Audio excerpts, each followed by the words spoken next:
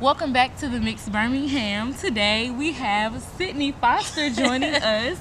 Welcome. It's a Welcome pleasure. to Birmingham. I love it. Sydney is a photographer from Montgomery, Alabama. She is currently the photographer for the governor of Alabama, correct? Yeah. All right. And would you like to tell us a little bit more about yourself? Me? All right.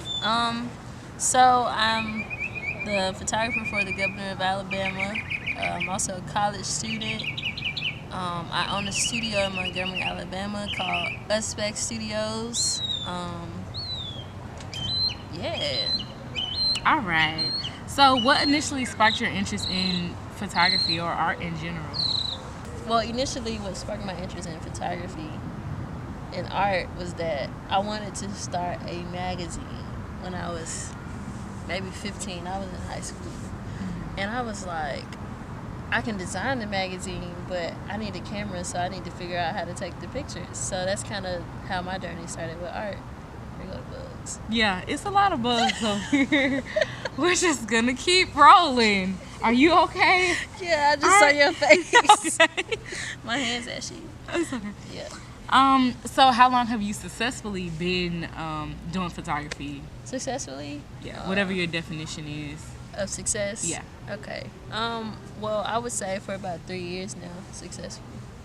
Okay, and how did you, as far as like people booking you or reaching out to you for photo shoots, how did you get to the point where you comfortably like request a set price or like how were you able to like determine what your services were worth? I feel like that's a question. That's a really good question actually, but I feel like I'm always getting better. And I feel like it's a confidence thing. Like eventually you just have to say, okay, I know I'm worth this and I know somebody gonna pay for it because they really want me to do the work. So you just really have to believe in yourself and put your price on it. It's hard to put a price on you because you're worth so much, but at the end of the day, we got bills to pay and things like that, things we need to buy for our craft. So Yeah. just keep believing in your number and stay firm to it, and the clientele or the group of people that you want, they'll come to you and they'll pay. No questions asked. So tell me about some of your non-related hobbies. Like what do you do outside of your creative realm? Okay.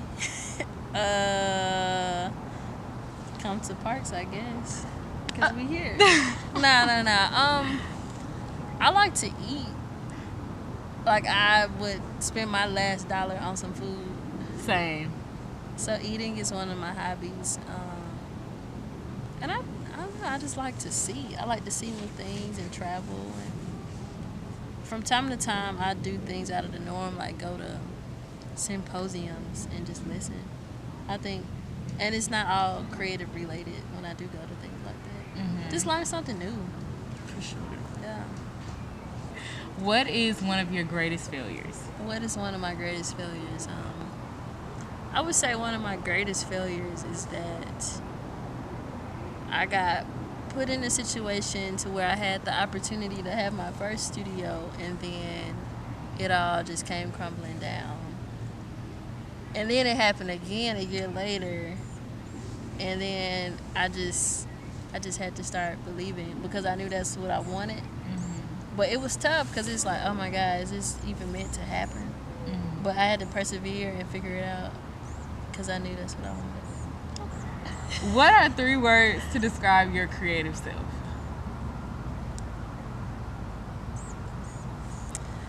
I would say, dang it, 3 words? That's it? Yeah. Okay, Just 3 like 3 words. single words. Vibrant. Unapologetic. And feminism. Or I don't think that's a good adjective to use.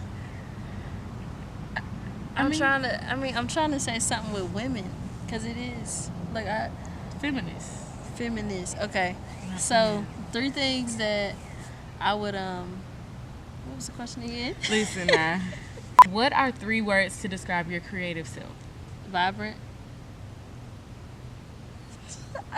God, what did I just say?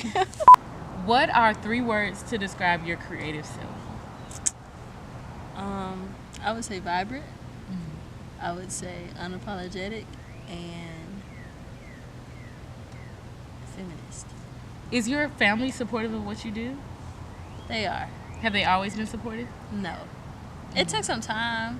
You know how it is sad that family got to see you glow up to believe in you. Yeah. But that's the reality, and just the age difference. I feel like it's just a generational gap, and things were different when like your parents or your older family grew up versus now. Things are totally different. But it took for some of my family to see like, oh, she can really make money from this. She gonna be all right. So, but that's that. And so it's good now for the most part. And if it wasn't good, I would still be doing what I wanted to do because it makes me happy. And that's important for you to be happy and to live for you. Absolutely. Yeah. Pick a theme song that would have to play every time you enter a room. I'm torn in between like 2 songs. Okay, go for it. Okay, one is Walking Like I Talk About Amigos. And another is I'm Every Woman by Whitney Houston. Okay. Chaka Khan. Yes. Okay. And what's one of the most important things you've done to date? Like what you feel has been most important or influential in your personal life? In my personal life? Or in your creative, in whatever. These are some really good questions. Thank you. They're making me think. I tried. We tried. One of the... What was the question again? What is the most important thing you've done to date that you feel? One of the most important things that I've done to date, being a catalyst for brown youth. And I say that because, I opened up a studio in the heart of downtown, like where black and brown people, we couldn't even go in a building through the front. We would have to go to the back side. And I feel like that's inspirational, and I hope that it inspires my people to be like, okay, you see it, I can do it, and I would want you to do it way better than me. But to know that you can do it and you can break those racial barriers in somewhere like the South, Montgomery, or Alabama, to be even more specific, it's real. No matter your race, especially being black, you can do it. Yeah. You might have to go through some things you don't want to go through or hear things you don't want to hear, but you can do it, and you better damn sure do that thing unapologetically. Last but not least, what legacy are you trying to leave on the world? What?